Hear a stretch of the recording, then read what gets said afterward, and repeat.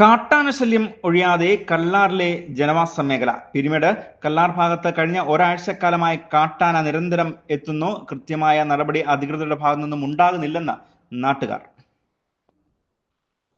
Rainbow news വാർത്തകൾ നിങ്ങൾക്കായി അവതരിപ്പിക്കുന്നത് ഫാഷൻ വസ്ത്ര ലോകത്ത് പുത്തൻ കളക്ഷനുകളുമായി cloth fit clothing men's wear എന്ന സ്ഥാപനം വണ്ടിപ്പെരിയാറിൽ പ്രവർത്തനം ആരംഭിച്ചിരിക്കുന്നു. ലോകോത്തര നിലവാരമുള്ള പ്രമുഖ ബ്രാൻഡഡ് ഷർട്ടുകൾ, jeans, baggy pants, baggy shirts കൂടാതെ പ്രിന്റഡ് ഷർട്ടുകൾ എന്നിവയുടെ വിപുലമായ കളക്ഷൻ വസ്ത്രലോകത്തിന്റെ ഫാഷൻ നഗരമായ ബാംഗ്ലൂരിൽ നിന്നും നേരിട്ട് എത്തിക്കുന്നത് കൊണ്ട് തന്നെ ഏറ്റവും വിലക്കുറവിൽ ഗുണമേന്മയുള്ള തുണിത്തരങ്ങൾ സ്ഥാപനത്തിൽ നിന്നും ലഭ്യമാണ്. ആഘോഷങ്ങൾക്കും ആരവങ്ങൾക്കും ഇനി വണ്ടിപ്പെരിയാറിൽ cloth fit clothing men's wear, saint Joseph സ്കൂളിന് സമീപം ഒലീവ് ബേക്കറിയുടെ 1ാം നിലയിൽ. Phone number 79 04 83 51 68. നീണ്ട ഒരു ഇടവേളയ്ക്ക് ശേഷമാണ് കല്ലാർ നിവാസികളുടെ ഉറക്കമില്ലാത്ത രാത്രികളിലേക്ക് വീണ്ടും കാട്ടാന എത്തുന്നത്.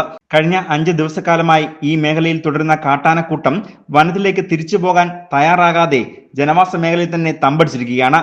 ഇത് പ്രദേശവാസികളിൽ പരിഭ്രാന്തി പടർത്തുകയും ചെയ്യുന്നുണ്ട്. 3 കാട്ടാനകളാണ് ഇപ്പോൾ പ്രദേശത്ത് എത്തിയിരിക്കുന്നത്. ജനവാസ മേഖലയിലെത്തിയ കാട്ടാനകൾ രാത്രിയും പകലുമില്ലാതെ പ്രദേശത്തു കൂടി കറങ്ങി നടക്കുന്നത് പ്രദേശത്തെ ജനങ്ങൾക്ക് ജീവന് തന്നെ ഭീഷണിയാകുന്ന സാഹചര്യം എത്തുന്നു. കാട്ടാനകൾ വ്യാപകമായി കൃഷികൾ നശിപ്പിക്കുന്നതായും പരാതി ഉയർന്നിട്ടുണ്ട്. 50ഓളം കുടുംബങ്ങൾ അധിവസിക്കുന്ന പ്രദേശത്താണ് ഇപ്പോൾ കാട്ടാന നിലയുറപ്പിച്ചിരിക്കുന്നതും. കാട്ടാനകൾ എത്തുമ്പോൾ നാട്ടുകാർ ഫോറസ്റ്റ് ഉദ്യോഗസ്ഥരെ വിവരമറിയിക്കുകയും ഇവർ സ്ഥലത്തെത്തി സ്ഥലം സന്ദർശിച്ച് പോകുക മാത്രമാണ് ചെയ്യുന്നത്. അതിനപ്പുറം ഒന്നും തന്നെ ചെയ്യുന്നില്ല എന്ന ആക്ഷേപവും നിലനിൽക്കുകയാണ്. ഒരാഴ്ച കൊണ്ട് എൻ്റെ പറമ്പിലോട്ട് ആന, ഒരു 3 ആന, ഒരു കൊമ്പന്, ബാക്കി 2 ആന എല്ലാ ദിവസം രാവിലെ ഒരു 6 മണിക്ക് വരും. രാത്രി മൊത്തം പറമ്പിനകത്ത് കിടക്കും, താഴോട്ട് ഇറങ്ങും. ഈ വഴി കൂടെ എപ്പോഴും പോകുന്നത്, ഇതിൽ കൂടെ പോകും, തിന്നും. ഞാൻ ഫോറസ്റ്റിൻ്റെ അടുത്ത് എന്നും വിളിക്കുന്നുണ്ട്. എന്നും ഫോറസ്റ്റ് എരുമേലി വിളിച്ചു, മുരിഞ്ഞപുഴ വിളിച്ചു, എല്ലാവരും വിളിച്ചു.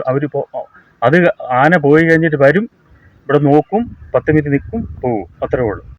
നിരന്തരമായിട്ട് ഒരേ റൂട്ടിൽ ഈ ആന വന്ന് ഇവിടുത്തെ ആൾക്കാരുടെ കൃഷി നശിപ്പിച്ചു.